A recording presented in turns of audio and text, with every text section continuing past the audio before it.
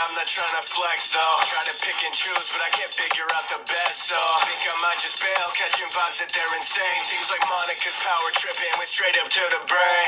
Quite the predicament, riddled with innocence. Increments of time are significant, falling in imminent love. Evil bites like an insulin, tightened and militant, suffocating, stuck in imprisonment files and from up above. Please don't be gone too long. We want you to stay. I see the violence, it moves in silence,